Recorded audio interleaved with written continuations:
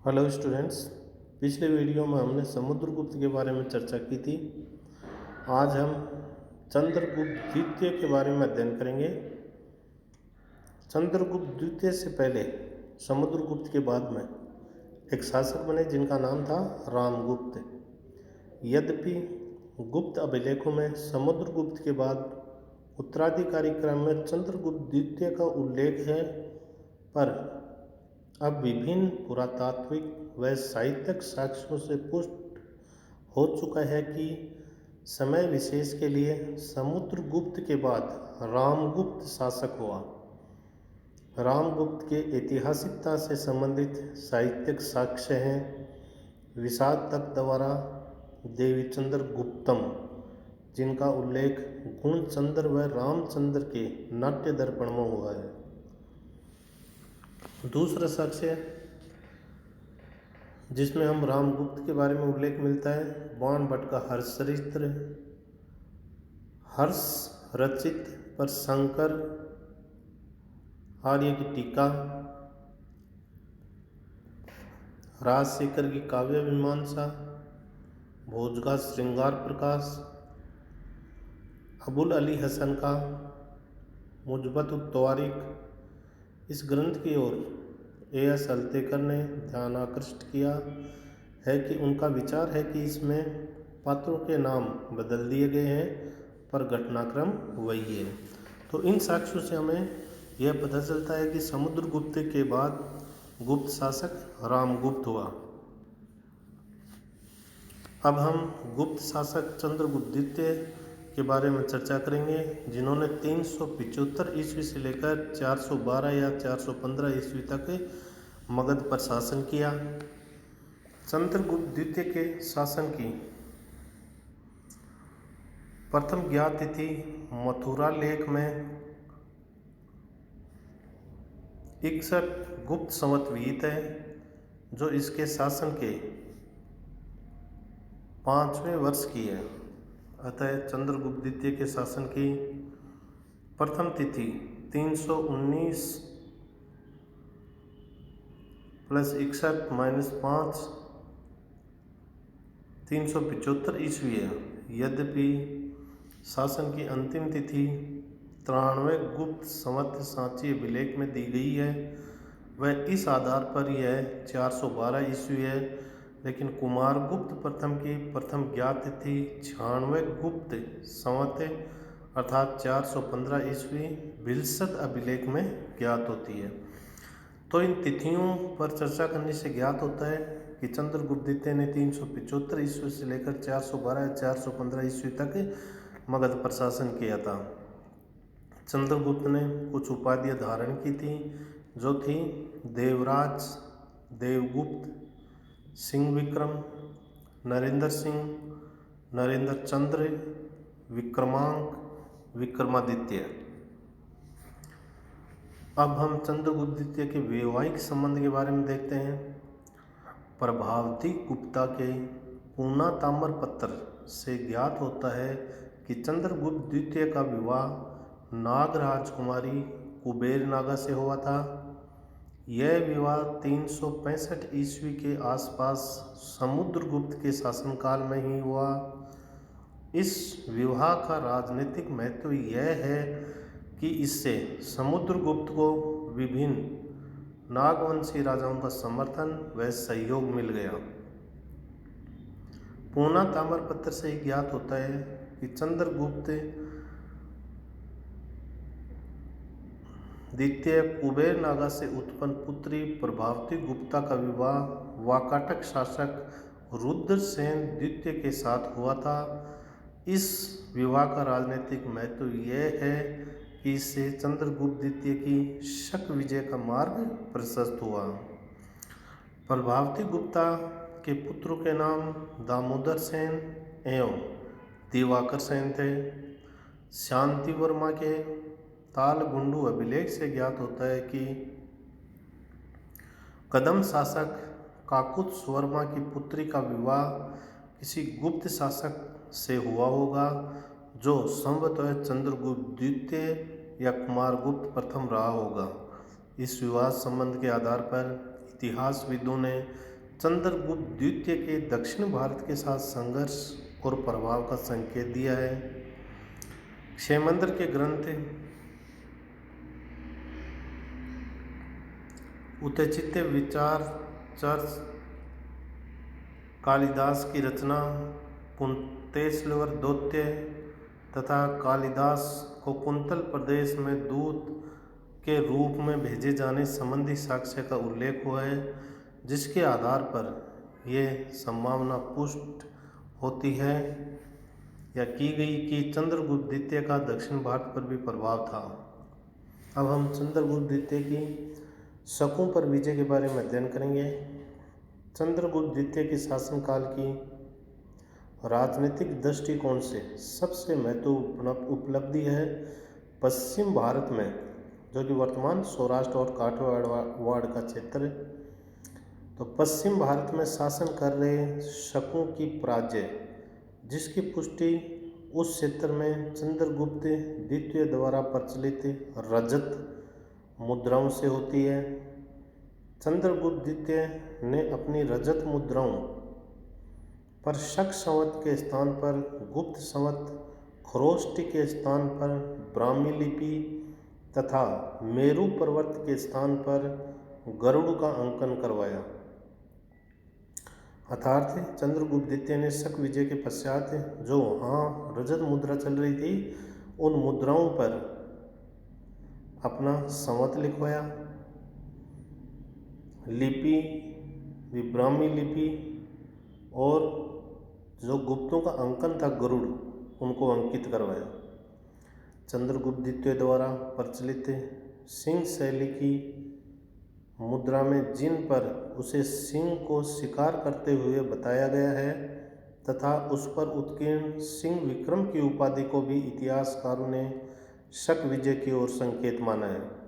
उल्लेखनीय है कि पश्चिम भारत में सिंह पर्याप्त मात्रा में उपलब्ध थे, वह उनका वध करते हुए उत्कीर्ण करना शकों को पराजित करने की ओर संकेत है। साहित्य में उल्लिखित चंद्रगुप्त द्वितीय की शकारी उपाधि का उल्लेख भी इस तथ्य को पुष्ट करता है कि उसकी शकों के साथ प्रतिद्वंद्विता थी।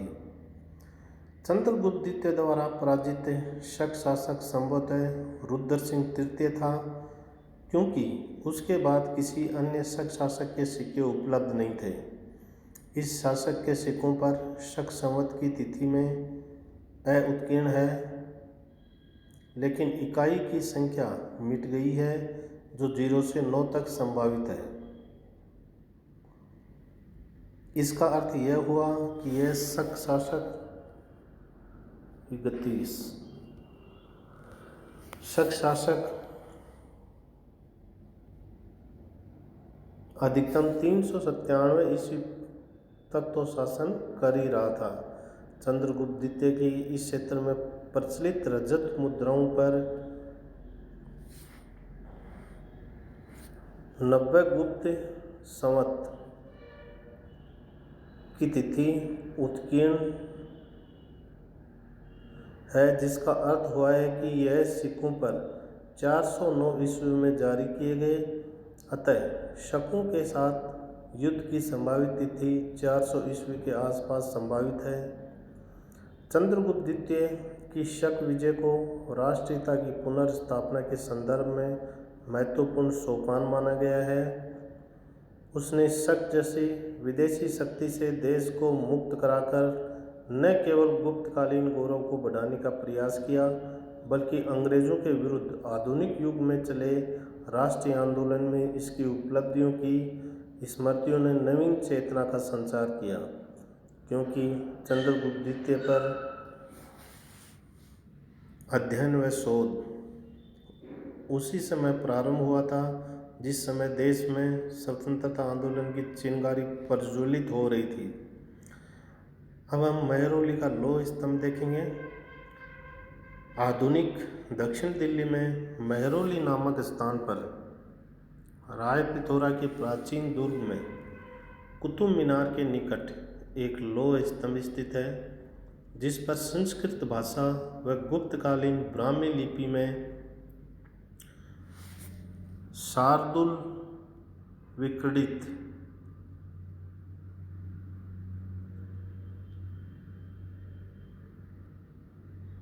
उत्कीर्ण है। इनमें किसी चंद्र नामक शासक की उपलब्धियों का विवेचन है, जो कि इस प्रकार है। जिसने वंश भूमि में एकत्र होकर आए शत्रुओं के समूह को पराजित किया था। सिंधु के सातों मुखों को पार करके जिसने वाहिलिकों को पराजित किया, उसके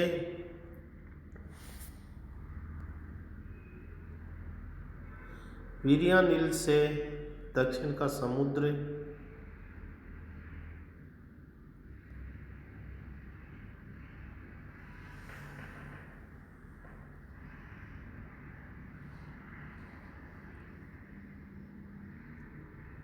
आज भी सुवासित था, अर्थात उसकी दक्षिण भारत पर विजय की स्मृतियाँ विद्यमान थी। उसने अपने स्वयं भुजबल से अधिराज्य की स्थापना की, लेकिन जब यह लेख उत्कीर्ण करवाया गया तब वह राजा दिवंगत हो चुका था, अर्थात उनकी मृत्यु हो चुकी थी। इस शासक का नाम चंद्र था, जो चंद्र के सदृश मुख की शोभा को धारण करता था। वह वैष्णव धर्म का अनुयायी था, जिसने विष्णु में मन लगाकर विष्णुपद पर्वत पर विष्णु ध्वज की स्थापना की।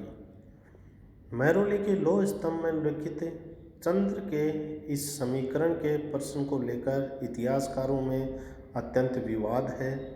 विभिन्न इतिहासकारों ने अलग अलग शासकों के साथ इसका समीकरण किया है। इतिहासकार हरिश्चंद्र सेठ यह चंद्रगुप्त मौर्य की उपलब्धियों का वर्णन है, जिसने समुद्रगुप्त द्वारा उत्कीर्ण करवाया था। यही कारण है कि लेख की भाषा संस्कृत व लिपि गुप्तकालीन ब्राह्मी है। R.C. मजूमदार कहते हैं कि इसका समीकरण कनिष्क के साथ किया है। हरिप्रसाद शास्त्री ने बताया, बंगाल के बांकुड़ा जिले में स्थित सुसनिया की पहाड़ी पर स्थित उत्कीर्ण लेख में चंद्रवर्मा है। हेमचंद्र राय चौधरी कहते हैं, सदाचंद्र अथवा चंद्रवंश जिसका उल्लेख पुराणों में हुआ है। R.G. बसाक कहते हैं, चंद्रगुप्त प्रथम की उपलब्धियों का विवेचन है। तो इस मेहरौली के लौह स्तंभ में विभिन्न इतिहासकारों के भिन्न भिन्न मत हैं, जबकि S.R. गोयल कहते हैं कि चंद्र का समीकरण समुद्रगुप्त से है। R.S. Altekar, R.K. Mukherjee, D.C. सरकार, U.N. राय, वासुदेव उपाध्याय, P.L. गुप्त, V.S. अग्रवाल चंद्रगुप्त द्वितीय बताते हैं। चंद्र का समीकरण करते हैं चंद्रगुप्त द्वितीय से। मेहरौली के लौह स्तंभ में भी चंद्र के समीकरण का प्रश्न विवादास्पद होते हुए भी ज्ञान की वर्तमान अवस्था एवं प्राप्त साक्ष्यों को सम्यक परीक्षण के परिप्रेक्ष्य में चंद्रगुप्त द्वितीय के साथ किया जा सकता है। चंद्रगुप्त द्वितीय की वैष्णव धर्म के प्रति निष्ठा सुविदित है। शांतिवर्मा के तालगुंडू अभिलेख व कुंतलेश्वर दौत्य नामक ग्रंथ से दक्षिण के साथ संबंधों की पुष्टि होती है। शकों की प्राच्य वाहिलिकों की ओर संकेत है। रामगुप्त के निर्बल शासन के समय उत्तर भारत के शासकों का विद्रोह संभावित था, जिसका दमन चंद्रगुप्त द्वितीय ने बंग भूमि में किया। मुख्य बात यह है कि लेख का शासक भी नंद है, वह इसका नाम भी चंद्रगुप्त है। शासक चंद्र है और नाम चंद्रगुप्त है, लेकिन यदि नाम को छोड़ दिया जाए तो ये सारी उपलब्धियां समुद्रगुप्त के परिप्रेक्ष्य में अधिक समीचीन होती हैं।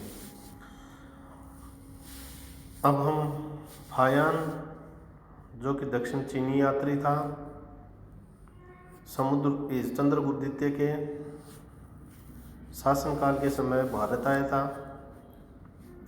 प्रसिद्ध चीनी यात्री जो चंद्रगुप्त द्वितीय के समय 401 से लेकर 410 ईस्वी तक भारत रहा, 401 समय आया भारत, 410 ईस्वी तक रहा। यह स्थल मार्ग द्वारा पश्चिमोत्तर की ओर से आया हुआ ताम्रलिप्ति के बंदरगाह से सामूहिक मार्ग द्वारा वापस सामुद्रिक मार्ग से वापस चला गया। फाया ने ग्रंथ लिखा था जिसका नाम था होक्योकी। इसके वर्णन का सबसे बड़ा अभाव यह है कि इसने अपने ग्रंथ में कहीं भी तत्कालीन शासक चंद्रगुप्त द्वितीय का उल्लेख नहीं किया। फायान के विवरण से इस आश्चर्यजनक तथ्य का भी उल्लेख मिलता है कि इस समय सिक्कों का प्रचलन बहुत कम था। आर्थिक गतिविधियों के संचालन में वस्तु विनिमय या कौड़ियों के बदले काम चलाया जाता था। चांडालों की दयनीय स्थिति का उल्लेख करते हुए इसने लिखा है कि वे जब नगर में प्रवेश करते थे तो लकड़ी बजाकर आवाज़ करना पड़ता था ताकि उच्च वर्ण उसकी परछाई से बच सके। चंद्रगुप्त के कुछ अभिलेख हैं जिसके बारे में हम देखते हैं, जिसमें पहला है मथुरा से प्राप्त स्तंभ लेख, जिसमें 61 गुप्त संवत की तिथि उत्कीर्ण है।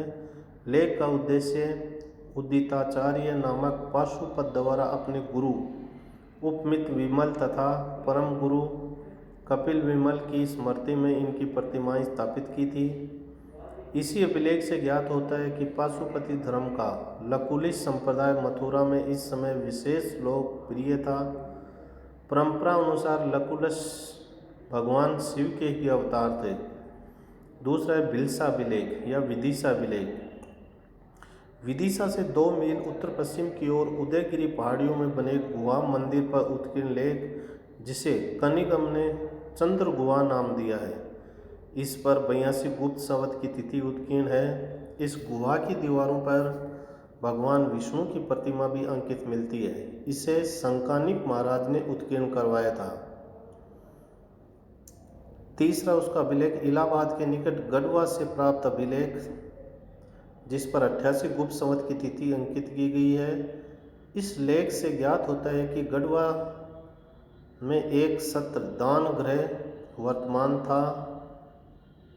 लेख के प्रथम भाग के अनुसार मातृदास नामक व्यक्ति ने इस दान गृह में रहने वाले ब्राह्मण की आर्थिक सहायता हेतु 10 दिनार दान स्वरूप दिए थे। लेख के दूसरे भाग में पाटलिपुत्र का उल्लेख मिलता है, जहां चंद्रगुप्त द्वितीय की राजधानी थी। इसके अनुसार किसी गृहस्थ की भार्या ने 10 दिनार इसी गढ़वा के दान गृह को दिए थे। अगला है सांची अभिलेख। 93 गुप्त संवत की तिथि से अंकित इस लेख में चंद्रगुप्त द्वितीय के सेनापति आम्रकार्दव द्वारा कागनादवाट के बौद्ध विहार के भिक्षुओं को भोजन व प्रकाश की व्यवस्था हेतु ईश्वरवासक नामक ग्राम व 25 दिनार दान देने का उल्लेख है। लेख की 7वीं पंक्ति में चंद्रगुप्त को देवराज कहा गया है। तिथिवीं लेख साबरवीर सेन द्वारा विरचित उदयगिरी का सेव हुआ लेख, मथुरा से ही प्राप्त तिथिवीं लेख, जिसमें गुप्त वंशावली दी गई है। धन्यवाद।